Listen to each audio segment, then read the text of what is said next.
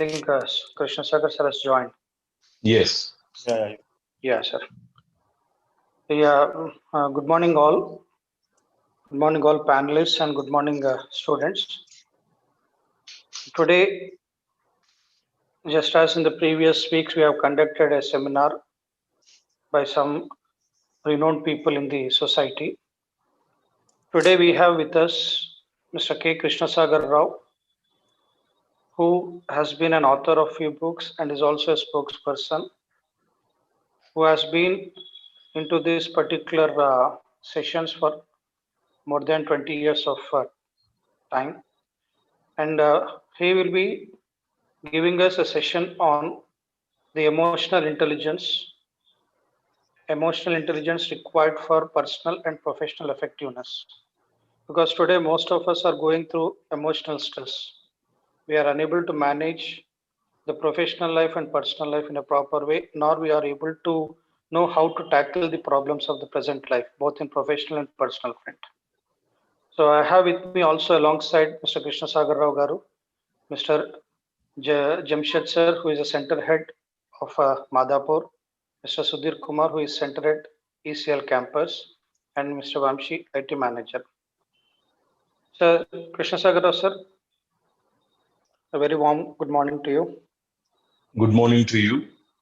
And for the group, the education groups management, for the center head, the principals, the faculty, and of course my friend Vamshi, who has invited me to speak. One second.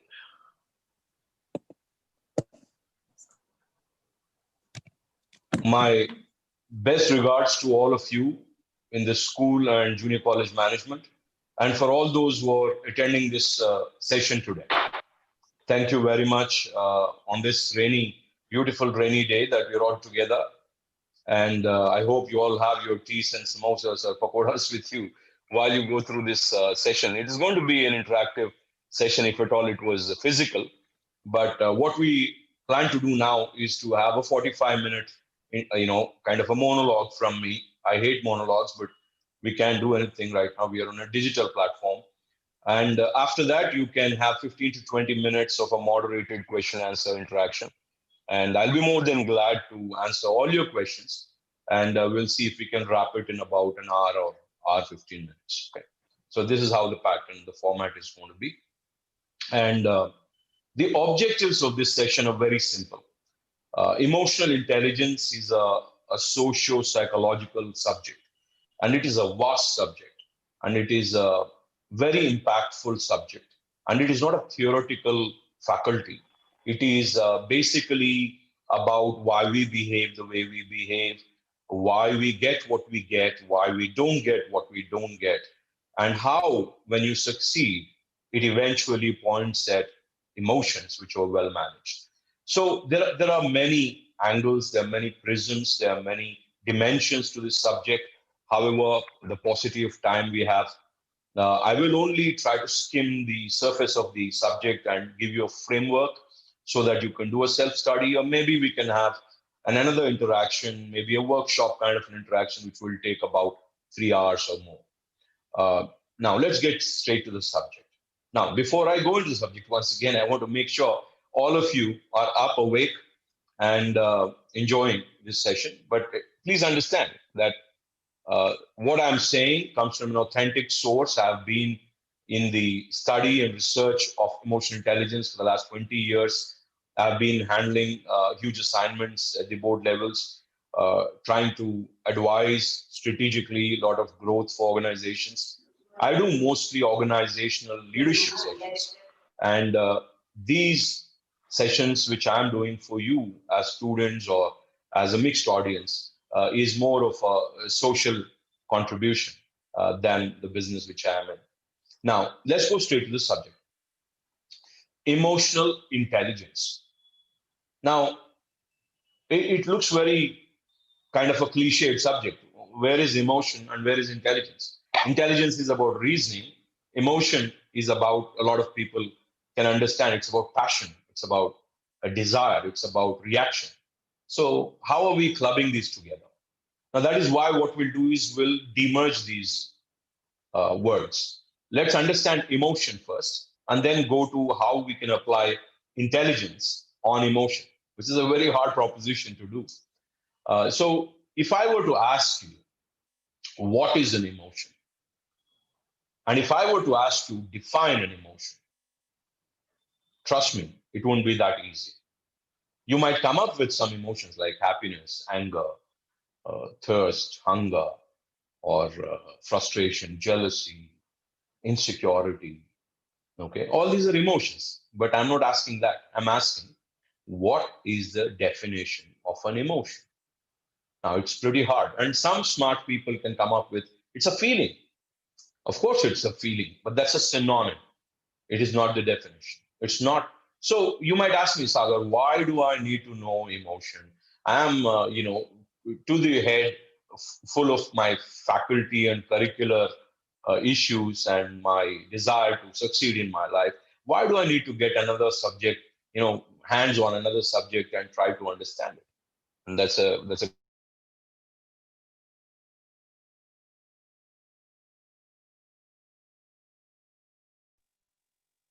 despite the fact I have a new SIM for this web conference, I still get the calls. Now, emotion. Let me come this way. I mean, I'll make some big statements. I want you to think about this. Everything you do in your life and everything you don't do in your life is to satisfy an emotion. How's that? Think about it.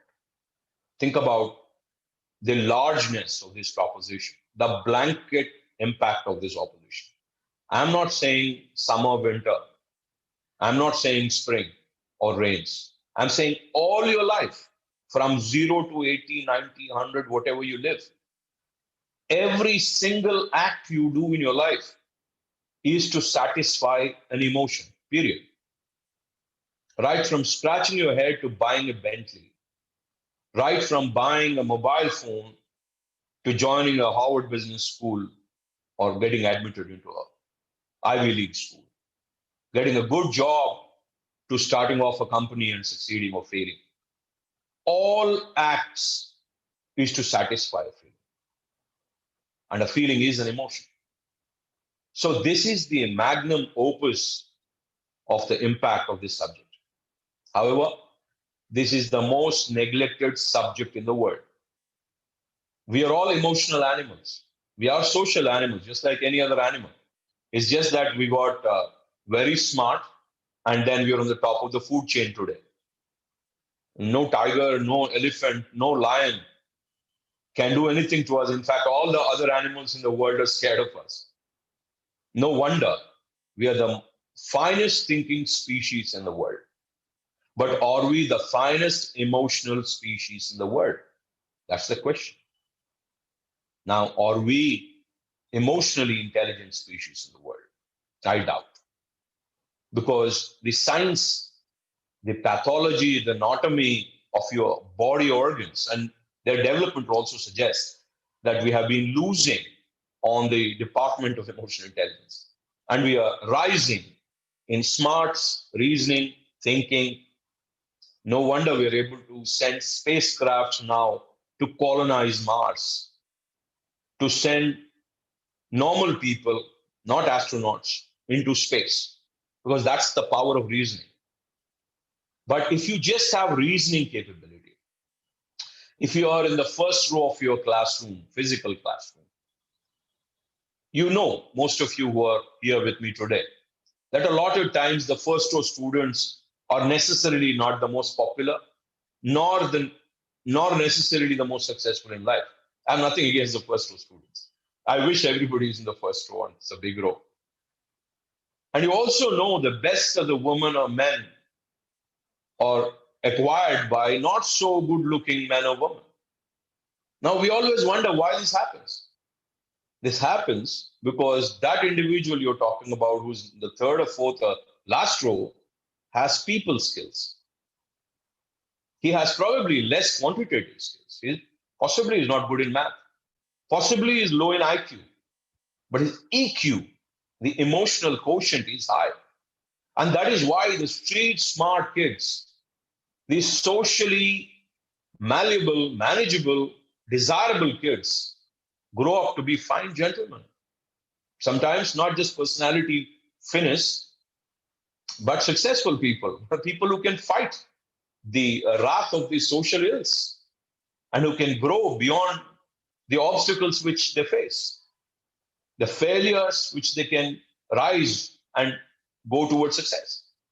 This is all because they have acquired emotional management skills without having to, by design, do it, because no school in our country teaches emotional intelligence. And no board has a syllabus of emotional intelligence. No college teaches, neither Harvard, even now. It's a self-acquired subject. It's a self-acquired skill. And if you're exposed to it, you will learn it. So, my dear friends, let's get to the brass tacks. What's an emotion? And as I told you, if that is going to impact your life all through, let me make a bigger statement. All conflict in your life, all conflict in a state, all conflict in a country, and all the conflict in the world, if it is involving human conflict, the base, the core, and the core reason for this conflict will be in a set of emotions. And if you wish to resolve these conflicts, even at a family level, a brother to brother, spousal conflict, husband to wife, mother and father, you and your sister and brother, or colleagues, roommates, benchmates, bedmates, I don't know what. But any conflict between all these people and groups and even nations, if need to be resolved, can be resolved by satisfying those emotions. Trust, insecurity, inconfidence, overconfidence, superiority, inferiority, jealousy, brazenness, overcompetition. I can go on. And these are some of the emotions: lack of identity, confusion, obfuscation. These are the emotions which create a lot of trouble. That is why it's important to know what's an emotion. An emotion, my dear friend, my dear friends, is a stimulus and response mechanism. An emotion is triggered by a stimulus and your body responds to it. And where is the trigger? It's the sensory perception. You have 5 senses: audio, visual, kinesthetic, gustatory. So AVK, and you have taste, right? That's gustatory, visual, auditory. And all these senses actually work towards, it's a sensory perception. Kinesthetic, that's the 5th sense, the sense of touch. So audio, visual, kinesthetic, and gustatory, all these senses are actually filters for your emotions. Now, when you have to really simply understand an emotion is a response to a stimulus, an emotion is a sensory perception, an emotional is a natural response to internal and external triggers. An emotion is a reaction to something which triggers that response. Now, for you to understand how to make something good of an emotion, you need to understand where the trigger for that emotion is. So if I'm happy, the question is, why am I happy? If I'm hungry, the question is, why am I hungry? Is it that I skipped a meal? Or is it that I smelled some nice food? Is it that my friend induced hunger into me by saying something? So once I figure that, I know where the emotion is coming from. And it's important to know where the emotion is coming from. And the emotion can be triggered from inside or from outside. As I told you already, inside, let's say I skip a meal, then my body is telling me, there are noises in my stomach because I'm out of nutrition. So the body tells you, eat, feed something, get some nutrition. That's a trigger. The stimulus is I say, I feel hungry. Or I don't even say it, I go and grab something to eat. Now, if I don't do that, let's say, well, I'm trying to give you the importance of why you should know where the trigger is. Let's suppose it's an internal trigger and it's a primal feeling, primal emotion. See, in the course of this discussion, in this session, I'm going to use feeling and emotion. These are synonyms. So when I say feeling, don't get lost. It's also an emotion. Emotion is a feeling is an emotion. Now, if I get a feeling of hunger, I have to understand this is a primal feeling. So security, hunger, thirst, breath, these are, and there are adult other feelings, which are primal feelings. Now, these are essential for you to survive. Security or fear. If you don't have fear, as it's a primal feeling. I said it is required for survival. Let's say that emotion is lost in me. Somebody switched off fear. So if I don't have fear as an emotion, as a primal emotion, I might walk on the wrong side of the road straight into a truck. Trust me, I'm not kidding when I'm saying this. There was an example of a man who got into an accident on a highway in France, a young man, 26, 27-year-old. Then his amygdala, which is a part of the brain which is completely wired for your emotions. I don't want to go into that, the pathological, anatomical explanation at this point in time. But they had to operate his brain and remove amygdala, meaning he cannot feel. He can think, but he cannot feel. Actually, he died after 14 days because he didn't feel thirsty, he didn't feel hunger, he didn't feel fear, he didn't feel the identity of who he is. So even if, let's say, something is biting you or somebody has cut you somewhere, you have a bloody cut, you won't even know that it is painful. Now, I'm talking about a brain surgery which removed that sensory perception. But I'm saying there are a lot of people amongst us who have, by their own making, made emotions dysfunctional. How many of you have family members who have gastroenterology problems? You know why they have the gas problem, gastroenterology problem? They have a problem with their appendix, they have a problem with their stomach, their gut, because they have not listened and satisfied their internally triggered emotions. The body is telling you eat, he's not eating. He's saying go to hell. I'm working, I'm busy, I'm making money. Why do I need to eat? And then body is telling you drink water. No, he's not drinking. He is drinking only 2 glasses of water because he's busy. He's busy making money. So what happens is kidneys fail one day. When he's not eating, obviously he'll have problems with liver, he'll have problems with stomach layers, he'll have problems with the intestine, and all gastroenterological supermarket problems. So I'm just giving you small. So I said fear. And let's say somebody doesn't have fear. Then you go opposite to in the wrong direction into a truck. And you know what will happen. There's no Superman. The truck will not split it in two and he'll go out and walk. So this is the extreme of the example I'm giving you. But if you don't have primal emotions satisfied, you are gone case. I'm telling you. And a lot of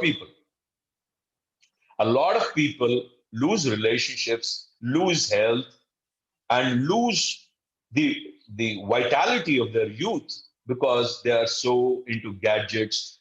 I know of people, my son's friends and my own friends, some of them, they have no time to even look at the nature, look at some nice rain.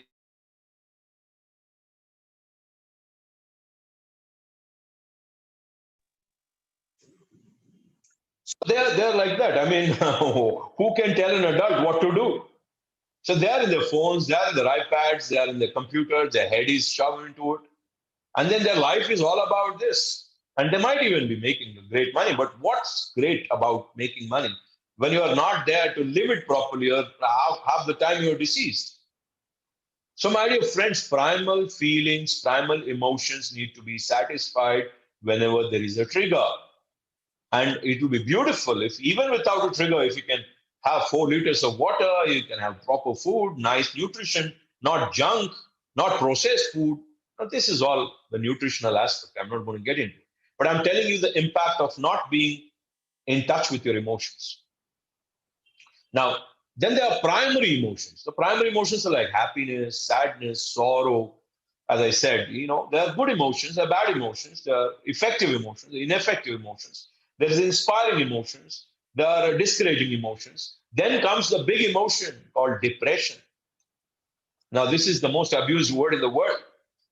Now, why would somebody get into a depression? That's an emotion, my friends. I'm only now explaining emotion. I haven't gone towards the intelligence part. Now, a lot of people are now talking left, right, and center. Now, the Deepika Padukone says the mental health is the key thing, and then we have to ensure that anybody is depressed can suicide. We have to get out of this and all that. Now, half-baked knowledge. Now, all depression is not medical, is not anatomical, but all depression is also not just emotional. So, depression is a very big thing. It is when all your emotions are bundled up into only negative emotions, and that too limited negative emotions, 3 or 4: hopelessness, or rottenness, or just being completely abandonedness, and it's about loneliness, and it's about the feeling of someone who have lost everything. Now, these are 3, 4: hopelessness, helplessness, lack of security, loneliness, and not having any value for your own life, your own self, lowest self-esteem. Now, these are very limited. These 4, 5. Maybe you can add 2, 3 more, but that's it. Because the normal human being will have like 3,000 emotions in a day. A depressed man will have 4, 5 emotions a day. You can understand the kind of spectrum I'm talking about. But this depression has 2 vents. I mean, there are 2 paths which actually lead to depression. One path is if I have a problem with my physiology and my brain is unable to produce some chemicals which keep me healthy mentally. Now, that is a medical depression that requires psychiatric intervention, medical intervention, drug intervention. But that's, as research shows, is just about 12 to 13%. And in some nations, there are more. It's more. That's like United States and some other Western nations. But in our country, medical depression is very, very low. But emotional depression is peaking. It's on the top. And in India, it was very low before. In the last 30 years of free economy, we also joined the bandwagon. We have both medical depression, we have both emotional depression. Now, as emotional depression is the biggest disease we face in terms of the mental illness, and emotional depression is driven by your own making, you can fix it. So that is why earlier I used to take the example of Zia Khan, but now I'll take the example of Katie Spade, and there's this I kind of lost the guy's name, Anthony Bourdain. Yeah, Anthony Bourdain, who's a world traveler and a chef, a man on the peak of his career. Why I don't want to talk about Jia Khan and Divya Bharati's and even Sushant is because their death seems to be in controversy right now. Their deaths, we don't know whether it is a suicide or a murder anymore. So that's how things are in this nation sometimes, especially in states which are now under question. But having said that, why would somebody on the peak of their success end their life? Think about it. So that's powerful. The power of emotion is it can give birth to a new person or it can take life out of you. Because those 4 emotions can lead you to something, to end something. Or if I have multiple emotions, especially the positive ones, I can be vibrant, I can be happening, I can be the most positive person around, I can be more constructive person around. But how do we choose emotions when they're natural? So, my dear friends, to wrap up the first part called emotions, I want to once again sum it up saying all emotions are natural. All emotions are because you have sensory perception. They're driven by sensory perception. All emotions are response to some stimulus. If there is no stimulus, there is no emotion. And all emotions cannot be debated. No emotion can be debated.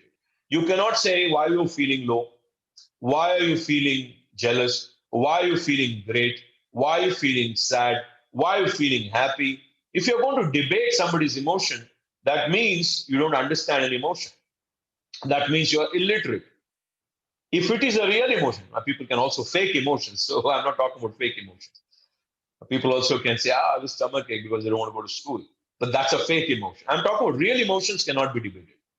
If somebody says, you know what, he's down, okay, he's not even saying. There's very less emotional expression in this country, even in the world. Only 2% people actually express. Now, let's say somebody is down or even crying, and you go and say, why? I mean, you're a senior colleague. Why are you crying? So this is the 2% person. So he'll say, sir, I didn't like the way you talked to me. It was very insulting. I'm in grief. So there are two emotional words here. Insulting, I feel insulting or I felt insulting, and I am feeling the grief or I'm down. Now, there are two primary emotional words. Now, if I am an emotional intelligence superior, then I would realize that he's going through something which I have triggered. The stimulus is in him, the trigger, the stimulus is me, the response is him. So I have triggered those emotions. So I have to take responsibility. I would say, man, you know what? I didn't mean what I said. Why don't you take it easy? We're friends. We're working together. I didn't mean it. Now that will calm the person down. But if you were to be not emotionally intelligent, you would say, are you kidding me? I'm your senior, damn it. Now, why would you feel grief? Why would you feel insulted? I'm doing this for your good.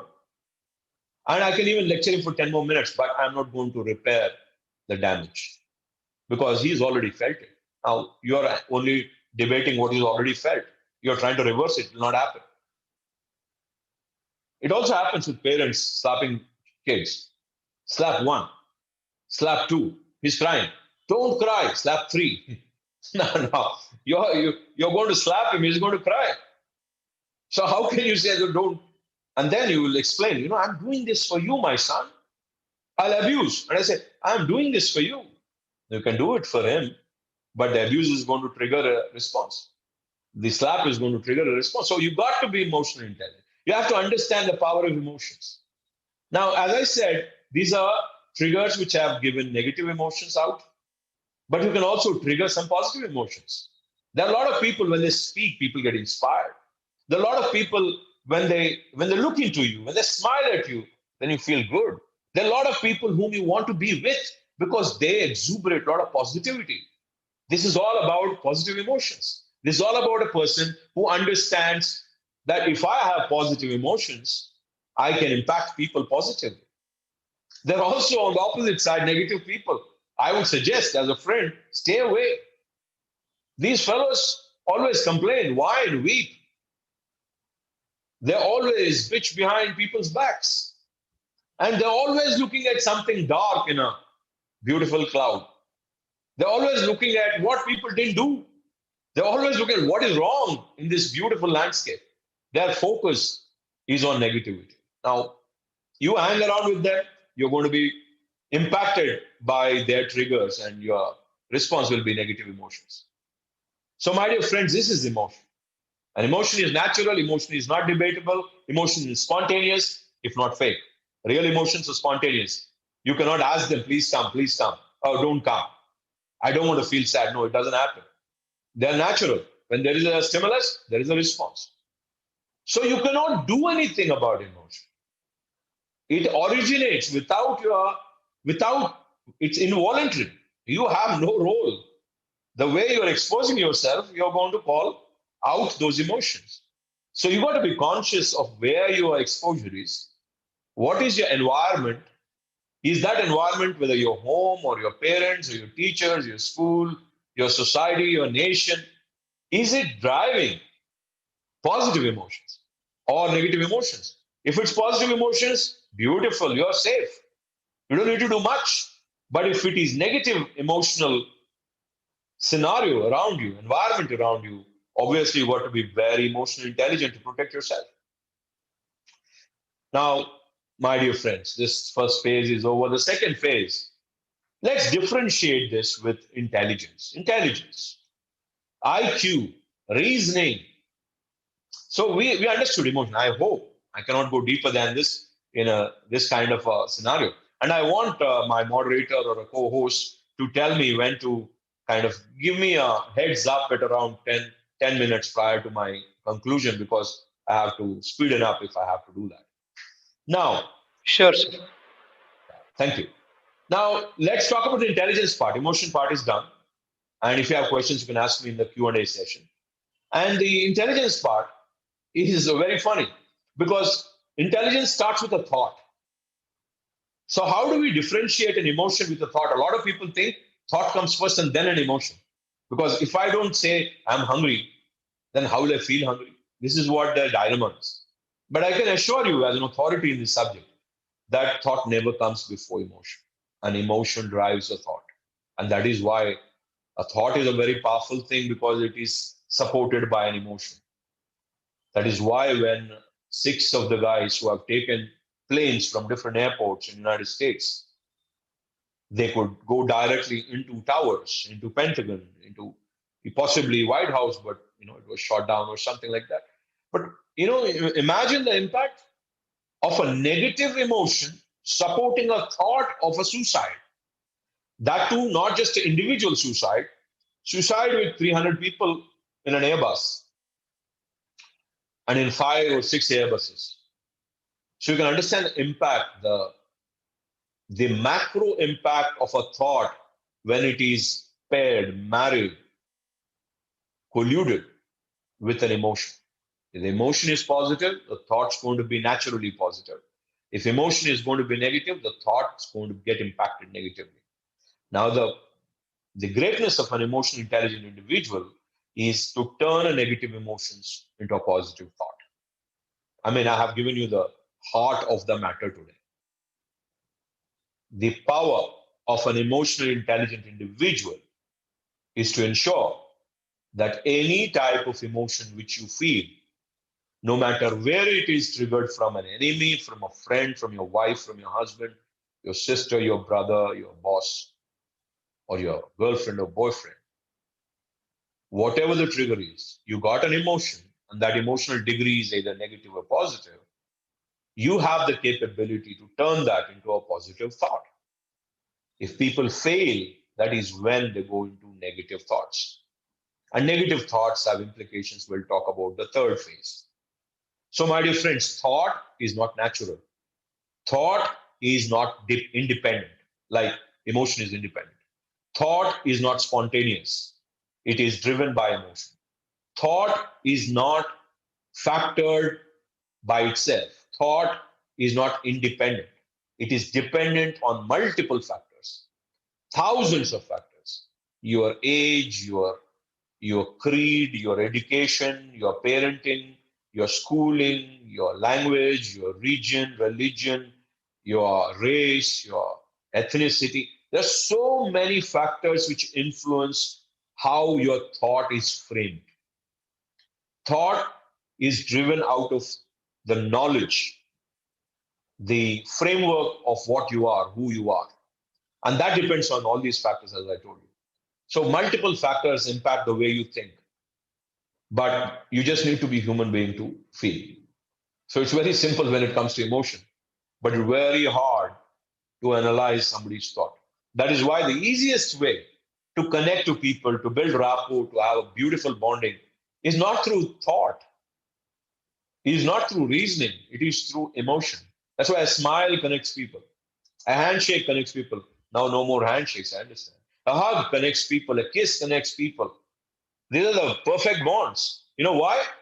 Because they are bereft of a thought. Ideally, they should not be. They should be pure emotion. Then the connection is real. If you're faking, obviously there'll be a fake. There'll be a thought behind a hug. There'll be a thought behind a kiss. There'll be a thought behind a handshake. Then God save you. So the most powerful weapon to connect, to have a network of relationships, to have an amazing, vibrant life is to have clean, pure emotions and ensure those emotions stay positive. And if they are negative, ensure that you can turn them positive by positive thoughts because you cannot do anything with the emotions themselves. Now, this is thought. Now, if I have a negative thought or ineffective thought or self defeating thought, what would it drive? Is the third phase. So I've explained to you in short what a thought is, what intelligence is, what IQ can do. I'm not saying all thought is negative, so don't get me wrong. Because if you have all the EQ in the world and if you are zero in reasoning, you're going to fail miserably. Well, if you don't have logic, you don't have reasoning, then you're going to fail. Now, intelligence is necessary. Intelligence is reasoning. Intelligence is logic. Intelligence is quantitative analysis. Intelligence is your technical prowess, your qualifications, your theory, your modeling. That is essential. But equally is essential the emotional intelligence part. So the EQ and IQ got to be balanced for you to be a great leader.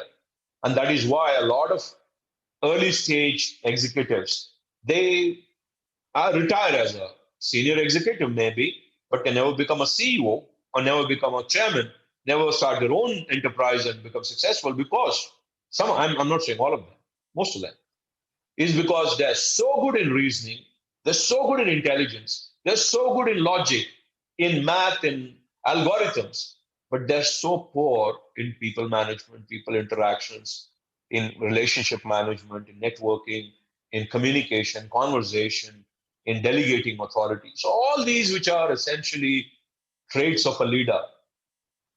So my dear friends, so don't wonder why you're not scaling up in your life.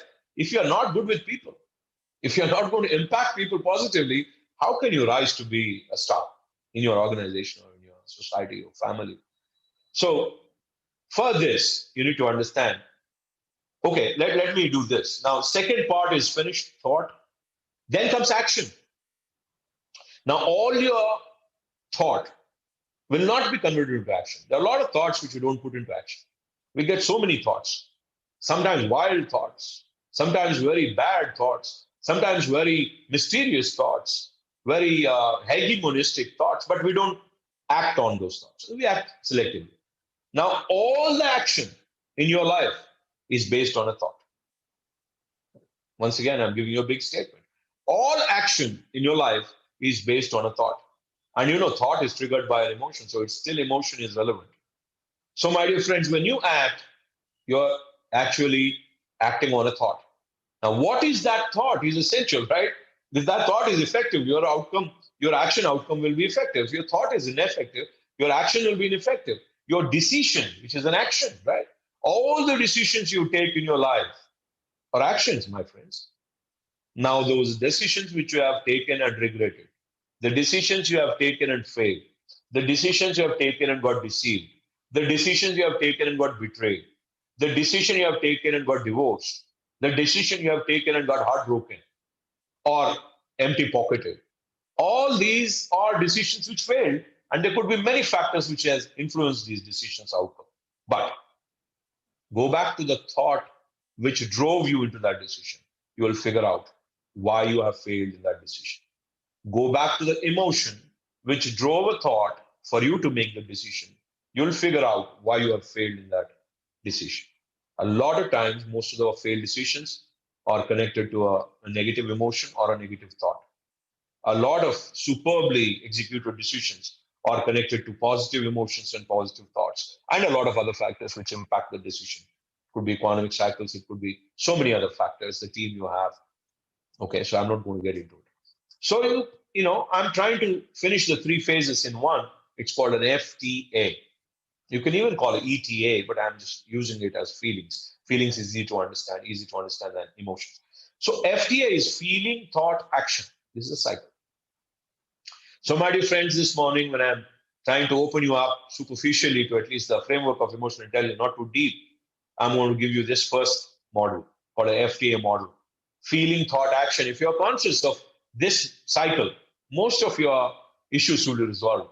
And that is one angle of emotional intelligence. That's one dimension, one tool. and one instrument of emotional intelligence. This is an FTA model. So every time I take a decision, I stop for a while. And if I have time, sleep over it and think about what's the FTA in my decision.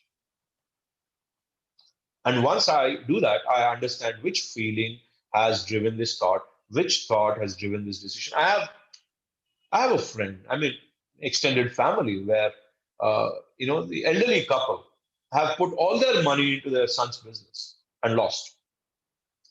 Now tell me, look at the FTA. They're like 80s, hard-earned money, honorable people. The woman never worked. The man has made all the money very honorably, but they have put all the money into a son, into his business, because the son said you're going to get great returns. And then all the money is gone. And they're deprived of the basic security, basic health needs today. Now, is there an FTA behind it? Certainly. Should they have done it differently? Certainly. Why did they do it? It's pure emotion, which did not allow them to even think in a way which the consequences would have been understood. So when there is a T missing, or when the impact of T is less on your action, your feeling takes over reaction. So all decisions which fail mostly are FA. The last time you shouted at somebody, abused somebody, beaten somebody up, or thrown something, broken something, not just broken something as a thing, but even the hearts of other people, or deceived somebody. All this, I'm talking about automatic deception, not think, plot. So all this, when you're angry, when you're very sad, or somebody who's suicidal, their T is missing. So the model doesn't complete. It is FA, directly from an emotion to an action. And that is something which you can avoid. Extremely avoidable. Because if you do an FA, most likely you're going to regret one day. So this couple which I'm talking about did an FA. They did not think of the consequences of what will happen if all my money is gone. What will happen to me at 80s and 90s if I were to not get the returns at business? You never know what will happen. So they did not apply T. They went with the passion of supporting their son. And I'm not against anybody supporting their sons or daughters. I'm saying, what about you? You got to think. So an emotion of fatherhood or motherhood drove them to put all their money into a son who just, maybe not intentionally, but he failed and the entire money is gone. I'm just giving one example. So I can give an example of extremes like suicide, murders, rapes. No T, pure FA, feeling to action. That's it. You might end up in a jail eventually. You might get hanged eventually. You might lose all the money in stock markets eventually. You might just put all your money into some fake guy who will say 40% return. Now, all this happens because the FTA cycle is not intact. Now, we all have habits, right? We have a habit of waking up at certain time. We have a habit of exercising, not exercising. We have a habit of bad mouthing, not bad mouthing. We have a habit of being professional, not professional. Time sense, no time sense. All these are habits. Hygiene is a habit. Good nutrition is a habit. And good conversations is a habit. Eye-to-eye contact is a habit. Proper breathing, exercising is a habit. Right? You agree with me? Now, all these habits are the outcomes of multiple FTA cycles. If one feeling is thought a certain way and acted a certain way, and if that happens, let's say 10,000 counters, the same cycle repeats 1,000 times, it becomes a habit. It could be same with alcoholics. It could be the same with drug addicts. It could be the same with athletes who are on a hyper health scenario. So it could be negative, positive, but there are good habits, bad habits. All these habits are formed by FTA cycles, multiple cycles.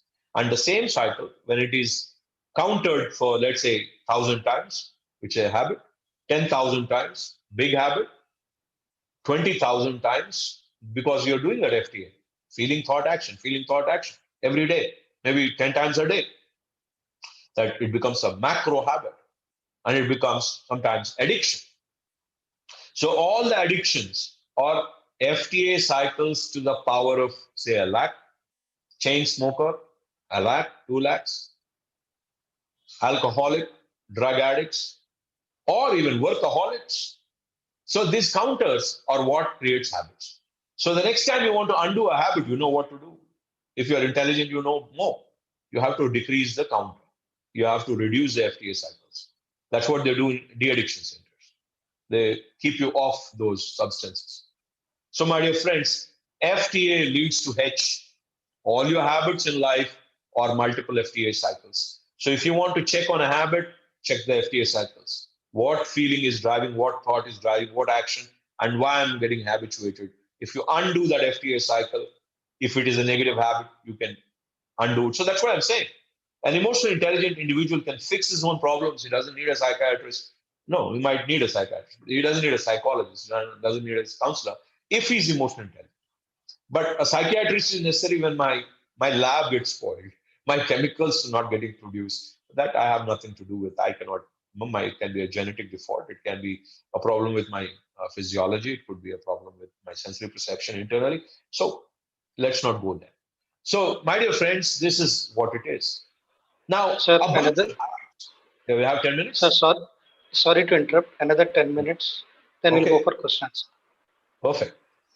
I'll try to wrap it in 10 minutes. It's a huge task to do it. Generally, emotional intelligence sessions, when I was doing for the senior leaders, is about, for senior leaders, because they have positive time, it's about 3 hours, 4 hours. But for the medium level executives, it used to be one day. And for people who really want to research in this area, 3-day workshops. So massive subject. You're only skimming the surface.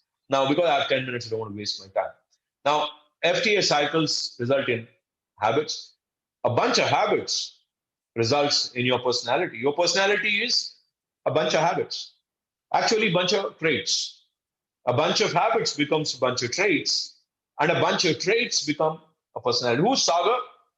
Is his traits, his personal traits, professional traits, his nutritional traits, his health traits. Trait is a group of habits. And my personality is my identity. Now, who's Vamshi? When Vamshi moves away, what people talk about him is they're not talking about Vamshi as in the name. They're talking about his personality. They're talking about who has become. What's his reputation as a man or any woman? So your personality actually is your identity. It's as equal to your name, Sagar. Krishna Sagar Rao is this. People know who I am because of my traits. No, because of my feelings. Who I am today, after this many years of existence, is not because of my traits, it's because of my feelings, because that's where it all began. FTAH, traits, P, personality, I, identity. So the FTAHTPI is your life cycle. So everything you are today is because of fundamentally how you were thinking, driven by how you're feeling. So all your feelings in your life is what shape you as a human being, what shapes you as who you are. Whatever your name is, you ask yourself. So your name is connected to your feelings. So shouldn't you be knowing more about your feelings? Shouldn't you be knowing more about your emotions? So this is why emotional intelligence becomes so important. Because we have issues with the time scale. What we'll do is I'll just give you two solutions to drive more of emotional intelligence. How can you increase emotional intelligence? Or if you don't have it. Emotional expression becomes critical for emotional intelligence. Now, if I have a feeling and if I don't express it, then we have a problem. So let me bring up this small model to wrap. What is expression? What is impression? Now, a lot of you might, when I'm asking you a question, you think, what is expression? Define it. What is impression? Define it. Most of you will think expression is what others say. Impression is what is the impact it had on me. This is the regular English definition. I agree with you. But in emotional intelligence parlance, expression is saying exactly what you feel. So, expression is saying what you feel in real. Impression is saying what others want to hear. Now, I hope you got the difference. Let's say if I'm feeling a little down and somebody asks me, hey, how are you? Doing great. That is, what is it? It is expression or impression? It's impression because I'm lying. I'm actually manipulating the feeling and giving them what they would want to know. Because when somebody says, how are you? We cannot tell the whole sob story. That is how we think. But actually, I feel when somebody asks, how are you? He should have patience to listen to the whole sob story. And that is why when you say, how are you? Just ensure that you have time. Now, emotionally intelligent people would actually give a different kind of an answer. How are you? A little down today, man, but I think I'll recoup. So he's actually saying what he actually feels. And somebody who really wants to have fun will probably tell the whole story. That this is what happened in the morning, that's why I felt a little low. So the answer will be long. So expression is not such a small thing. I don't think that it is very easy. It's not about how are you and I'm doing fine. Expression is what gives power to leaders. And all the great leaders in the world, what their name, they are so historically because they don't need to impress. They will say whatever they want to say. Some of them kind of mitigate that, neutralize that for political correctness, but some of them do not even give a damn for the political correctness. Narendra Modi ji, our leader, gives a lot of respect for political correctness, but he expresses. But Donald Trump doesn't give a damn about political correctness. He expresses openly. By the end of the night, when he sleeps, his bottle is empty. Don't get ideas. I'm not talking about the other bottle. I'm talking about the emotional bottle. His emotional bottle is empty. He has nothing in his bottle. You know how powerful it is? Extremely powerful and extremely satisfying. You can have a sleep like nobody else. So that is the power of emotionally intelligent individual who says it all. But I'm not saying that you say it all. This is a disclaimer. You have to neutralize it to a level. You cannot be Donald Trump's, right? We might lose jobs by saying to your boss something which you really feel, or somebody in your classroom what you really feel. You might get a slap. You might lose a job. You might get a demotion. You might even be thrown into a jail if you say what you want to say sometimes without having to neutralize it. So that's the kind of word. So is your family an expressive family? Are you an expressive individual? Is expression allowed in your school or your college? Is expression allowed in the society, in a nation which you live? So emotional expression is about everything. The power of a nation, the power of an individual, the power of a family, an organization is about how much of expression you allow. If you don't allow expression, then everybody will be talking lies. And unfortunately, in our country, there are a lot of lies. A lie is acceptable, acceptable mode of communication. Anybody can wake up and start lying the whole day. So unfortunately, we can take pot shots at ourselves. Unfortunately, we are becoming more of impressors rather than expressors. And expression gives you power. So, my dear friends, let's close this with another bite of how do you acquire emotional intelligence. The next time you feel the urge, an emotional urge to react, delay your gratification. That is one of the most powerful methods of learning emotional intelligence gradually. So delay your gratification. Do not go into instant gratification. I feel angry, I'll slap somebody. I'll feel angry, I'll throw something. I'll feel angry, I'll abuse. I'll feel sad, then I go sit in a corner. I feel sad, I should be going for a jog. So this is delayed gratification. Delayed gratification gives you emotional intelligence and it gives you power. And my dear friends, that's all I can tell you now. That emotional intelligence is such a great subject, beautiful subject. It can make you a powerful man, a woman, and a powerful individual, powerful nation, powerful society, and a society which can be very transparent, and a family and an individual who can be transparent who can look into the eye with courage, and who can speak what his heart says or what he feels. And that is the power of emotional intelligence. It can work in organizations. I didn't touch upon any organizational applications. I did not touch upon any commercial applications, but it works in military, it works in commercial organizations, it works in family setups, institutions. So it has multiple applications. So there's so much more to emotional intelligence. Thank you very much for having me. And now I'm open to question and answers if somebody can moderate. Yeah, thank you very much, sir. It was a wonderful session. Especially the generation today is more into the initial phase and the ultimate phase, F and directly action. The middle path is missing. And you have enlightened us about how exactly the feeling should be converted into thoughts, and thoughts should be converted into actions, which make habits and which creates traits and identities. Thank you very much, Krishna Sagar. And I would like the attendees to go for the question and answers. One question that was asked in the initial phase was something like this. One second, sir. Sir, I want to know how to think positive always and how to control anger when the situation is out of control. This is one question that was asked, sir. Let me answer this. Yeah. See, it is human nature to do things which benefit us. So if there is a benefit, you would always do it. If I don't see any benefit for me, then I don't do it. As I said, we are social animals, so we are fundamentally selfish. Fundamentally, we look at self-preservance before anything else. So if you want to convert any emotion, because emotion, you cannot mess with the emotion, emotion is already felt.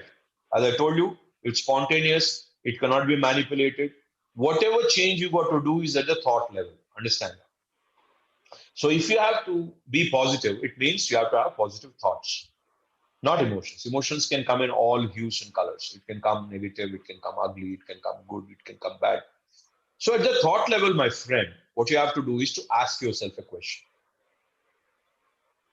If I have to act on this emotion, I'm feeling sad now. My thought, does it give me something positive or does it give me something negative? What is the consequence of my thought?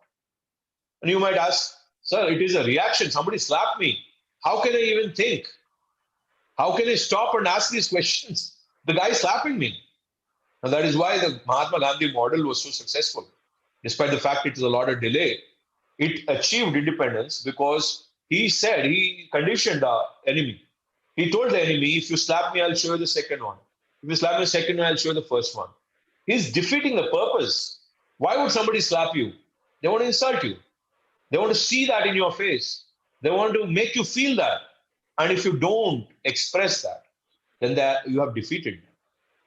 I'm not talking about just a slap. I'm talking about insult in your office. And jealousy, a man with jealousy who is driving negative emotions, negative thoughts in you, negative actions in you. Somebody who made you angry, that is an anger emotion, which got your thought of, I have to react. Now the question is, should I, shouldn't I? I'm not saying be a saint. Let me make this very clear. Don Corleone, your godfather, he's an emotionally intelligent man. He's a mafia don. But he doesn't hit. He'll plan. He will think. He'll plot. And then act. Act when he can hurt you bad. So it is not being good. Emotional intelligence is not about just being good, nice, very nice, beautiful person. No. It's about being an effective human being. So if somebody tries to cut you down, if somebody tries to finish you off, if somebody tries to sabotage you, instead of reacting, you delay the thought, plan, plot, get the resources together, and then finish him off. I'm not advising you do that, but that's emotional intelligence. That is, you're not reacting, but you are taking time, delaying things, and then acting because that gives you a better consequence. So, positive outcome. You have to always look at, is it consequential to me? Is it adding value to me? Is it enriching me? Then I'll do that. Otherwise, I'll not do that. So you'll always do positive stuff. Yes, sir. One other question that was asked was, does isolation have anything to do with the enhancement of our emotional perception? See, emotional perception, as I said, is through five senses. So it has nothing to do with isolation. Isolation means if you plug your ears, if you close your eyes, tape your mouth, tape your nose, then you cannot perceive anything physiologically. But that isolation is different. That is bondage, or that can be done to prisoners or people who are war criminals. But in a normal life, nobody's shutting your senses down. Your senses are always up and running. Then you'll feel you're you're requiring signals from the environment. You'll feel. Now, why isolation happens is when you deny the feelings, when you manipulate what you actually felt, and you try to represent it something as something else. Let's say when you're sad, you need to have a support system to sit and talk and express your sadness to a point. At least, if not everything, there has to be a support system. Your family is the best support system. Sushant Singh Rajput issue, you see, the man had a family, had a very beautiful bonding, as we've seen a lot of footage. But did he express? Did he at least get some part of his feelings out? And if you don't do that, then you are in trouble. And the least you can do is to write what you actually feel. He has done a lot of poetry, but he hasn't done that. That what actually am I feeling? Why am I feeling isolated? So, my dear friend, isolation is a self-induced crime. You're never isolated. We have like a 5 billion population, damn it. You step out, you have millions of people. So how can you be isolated? So isolation is not physical, it's mental, it's emotional. So you got to have friends, you got to keep writing or reading, you got to exercise, you got to jog, you got to do some, body body stress workout, strength workouts. Why do you all do this? Is that we let the stress go, and you don't get isolated. Yes, sir. I'm grouping two questions here, sir. How do we control the impulses of these emotions which might drive us to depression, or how to overcome the depression? So, as I said earlier, if it's an emotionally induced depression, not medically induced depression, if it's an emotionally induced depression, then you have to go back to the feelings which are causing it. The root cause of your depression is the negative feelings. So, once you find the negative feelings, also find who's triggering those negative feelings. Again, in the recent case, the trigger is a woman, most possibly. I'm not completely judging her. Uh, so, you have to simply distance. So you have to take measures, you have to take actions. People can become better when emotionally depressed by going to a movie or taking a walk or taking a flight to some other destination, sitting by a beach, talking to a friend over phone, messaging, gaming, but not doing anything too much, but trying to move away from those emotions, trying to delay the thought so that you don't take any actions which are not congruent for you, not positive for you. So depression, if it is emotionally driven, this is the exact thing you are going to do is find the root emotion and find the trigger for that root emotion, distance yourself from the root trigger, and it necessarily not be a person like in that case, which I said a woman or a man. It can be, a situation. So you have to, kind of disconnect from the situation for a while.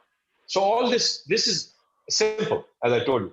Find the root emotion, find the root trigger, and then find the consequence, whether it is positive or negative for you to act now. If it is not, delay your thought and deviate your actual mind from the negative emotions and negative thoughts, if at all it has already created negative thoughts or even negative emotions.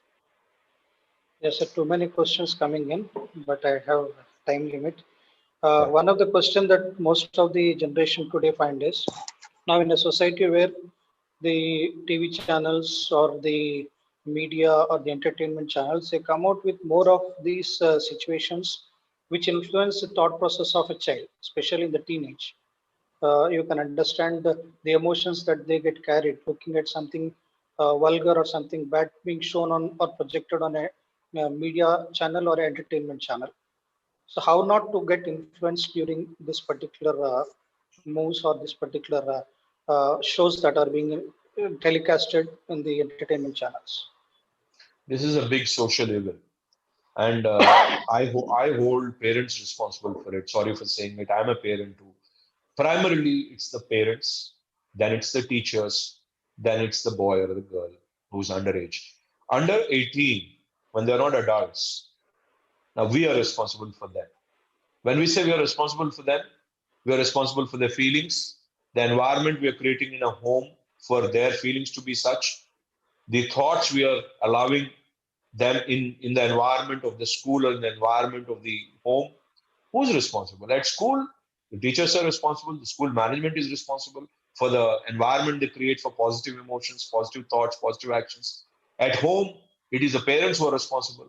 When parents become irresponsible of creating a hygienic, congenial environment for kids at home, when there are no interactions, there is no time spent. And if you're just going to give an iPad or a phone for a child to go and eat silently, then he gets into that FTS cycle of a habit. A lot of kids are not even talking to their parents. A lot of kids are just getting locked up into their rooms. Now, I don't blame only parents in that context. I also would love to tell the kids, I mean, come on, what are you making yourself? You're turning yourself into a vegetable. You're getting into a vegetative situation. Now you're talking about people watching porn or people watching this and that, and getting influenced. That's a choice. So as a kid, if he's making choices, somebody has to tell him it's a wrong choice. So if the parents have set a value framework at home, what is good, what is bad, what is ugly, and if you do good, this is the consequence. If you do bad, this is the consequence. If you do ugly, this is the consequence. And there has to be a punish and reward system in your at your home. You cannot give anything and everything a kid asks because he's your only son or only daughter or three sons or three daughters. They have to earn it. I'm giving you my own example. If my if my son becomes disrespectful, he loses his phone for 6 hours. If he were to get to be loud in my house, he loses it for one day. And if he were to get physical or pushy on anybody at home, he'll lose it for a week. And this is a rule. So I have home rules. School should have school rules. And just because it's become very commercial that we don't say anything to students nowadays, and teachers are being more friendly than being instructors, and then things are. And if we say something, parents will come back and complain. Now that's wrong. So the parents should understand that no matter what has changed environmentally, the value framework which you give to your kids, who you are today is because of what your parents did to you. And if you want to do something else to your kids and think that they'll become like you, they will not. They'll become worse. So you got to be role models. You got to try it best. If you're not really a role model in life, I cannot help you. But if you have to try for your kids at least. So what can I say? I mean, if they're doing wrong things, they'll go the wrong way. No question about it. If they are seeing something wrong, they will have wrong thoughts, they'll have wrong feelings, they'll do wrong actions. Sometimes that can lead you somewhere bad. So the kids have to understand. I'm urging all the students to understand that wrong actions will have wrong consequences all your life. You're not going to become any great person by doing wrong things. So when there are wrong feelings, wrong thoughts, wrong actions, you see the whole FTA cycle is going to mark you wrong person. And if that's what you want, go ahead, my boys and girls. But if that's what you want your boys and girls to be, then the parents can do what they want. But the parents have to take responsibility. And if they need some advice, they have to take advice. They have to get trained as better parents if they have to. And then they have to deal with the students and kids. And the same thing applies to schools and colleges, that teachers have to get trained to know how to talk to students and how to be examples. If you yourself as a teacher is not an example, then what are you going to show your students? And the students are going to mock you also. So the entire environment is now in a bad shape. It has to get back. This is a massive problem. Somebody who has a question is, I think, experiencing this problem. Yes, sir. Two more questions before we wind up. I'm trying to summarize 4 5 questions under one category. Yeah. When you say that emotional quotient is to be taught and then action should be taken, one of the student has asked, there are some survival needs. There are some actions which should be taken for the survival of a particular day or for a particular family to go through their daily cycle or the monthly cycle. And at the same time, some of them feel that if I apply emotional quotient, I may not be able to apply the intelligent quotient.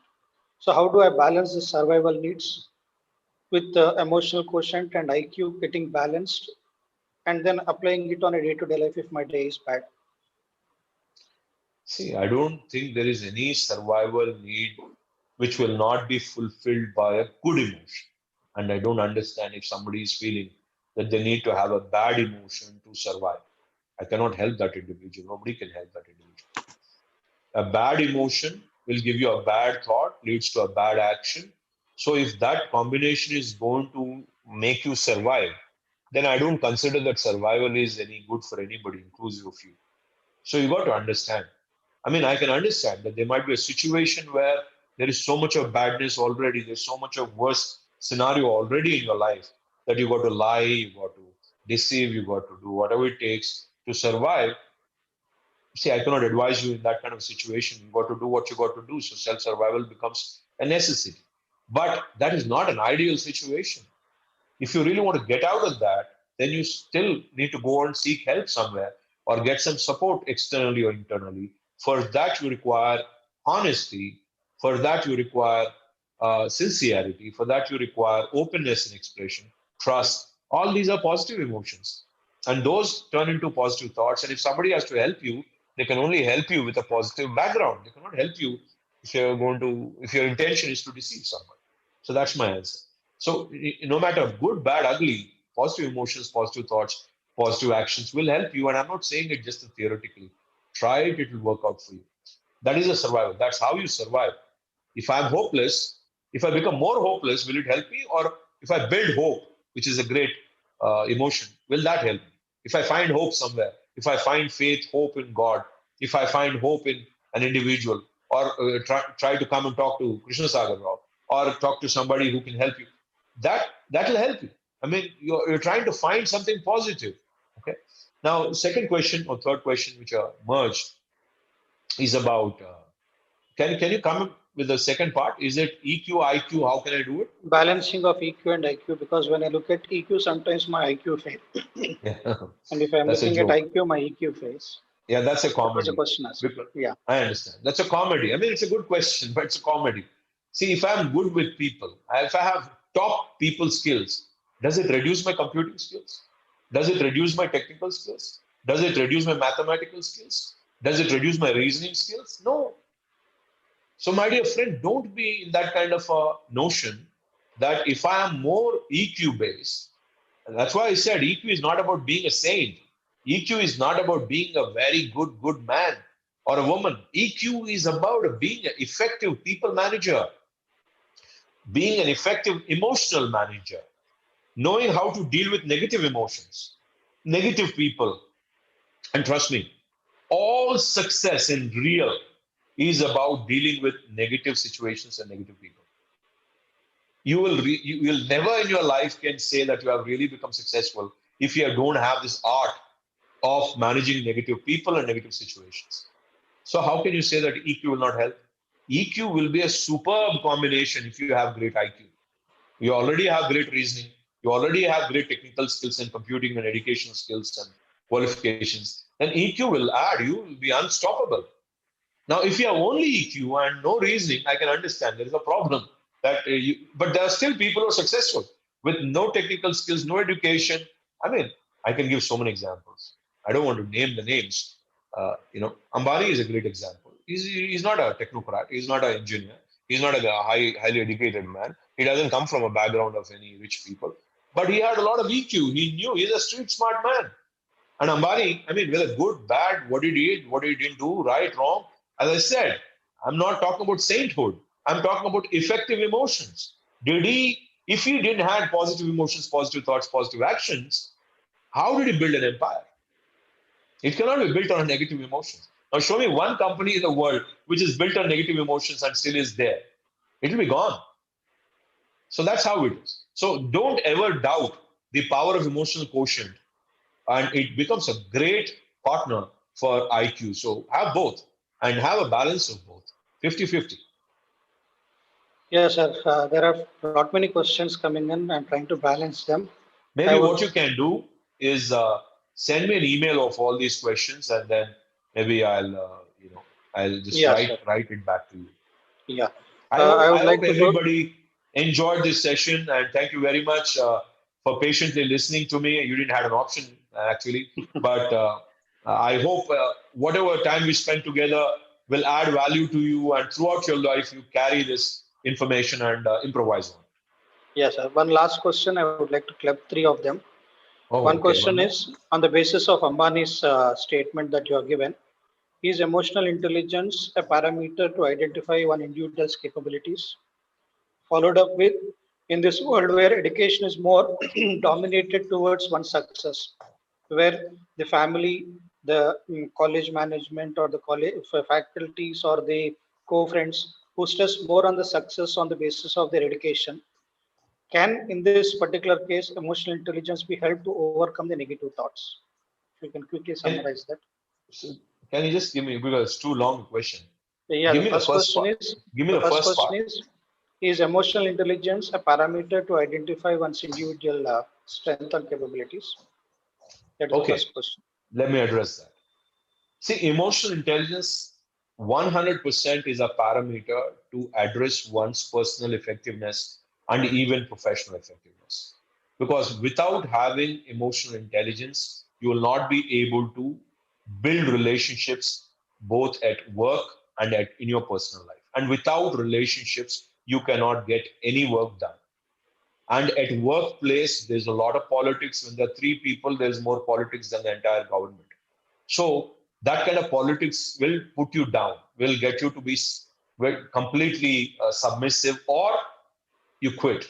So these two options will be overcome with emotional intelligence. The obstacles which you face at workplace, the obstacles which you face at social level, at family level, at spousal level, at colleagues level, at all these, at business level, partners level, can be overridden by the ability to have emotional intelligence. And the heart of emotional intelligence is empathy, is to know how others would feel in a situation like this, and then use that to your advantage, not to manipulate, not to defeat, not to deceive, but it is only to ensure that you are more effective.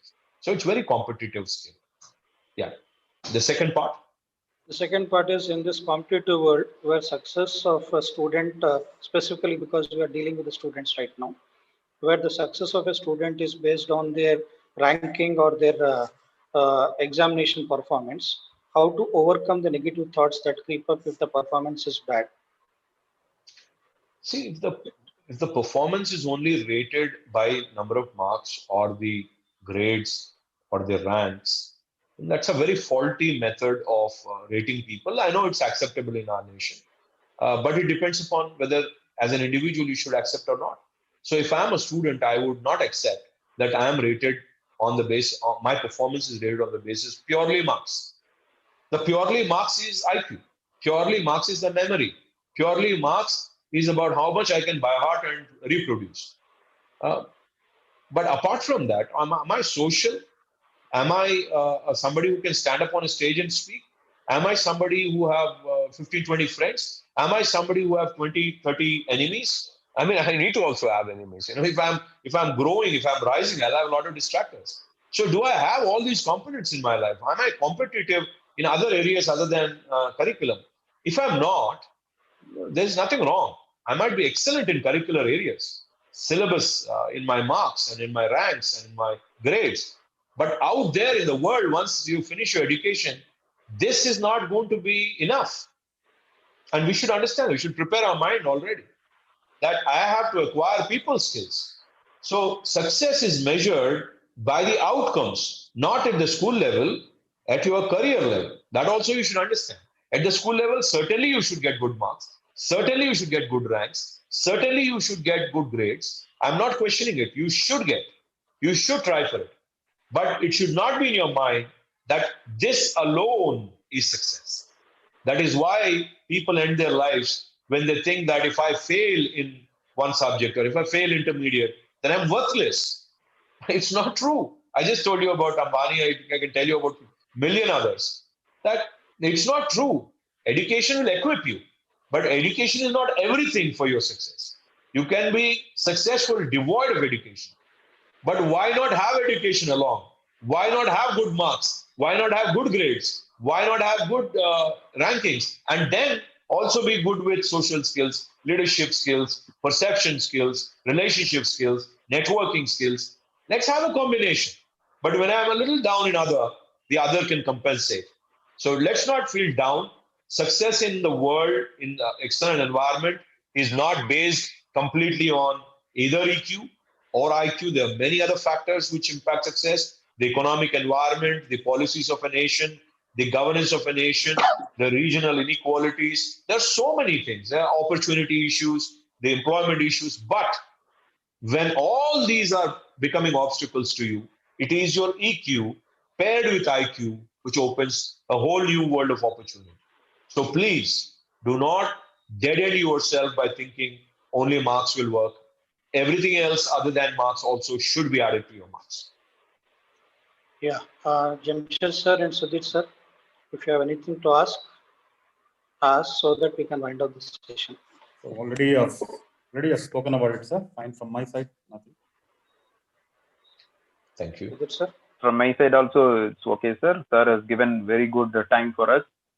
Really, we thank Mr. Krishna Saagar giving this opportunity for us to listen this FTA. Now, what happens actually in this last more than 5 months, our children are at home and they are in emotional and action only going on.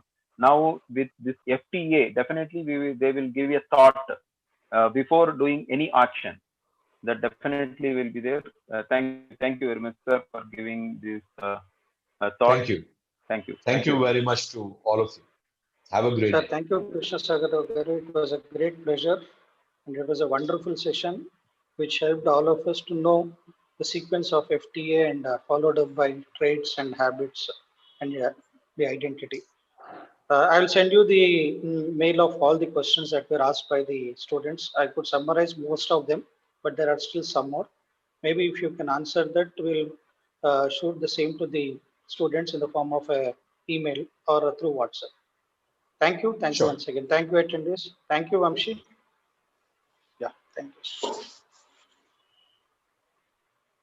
Vamshi, shall we end the session? Yes, sir.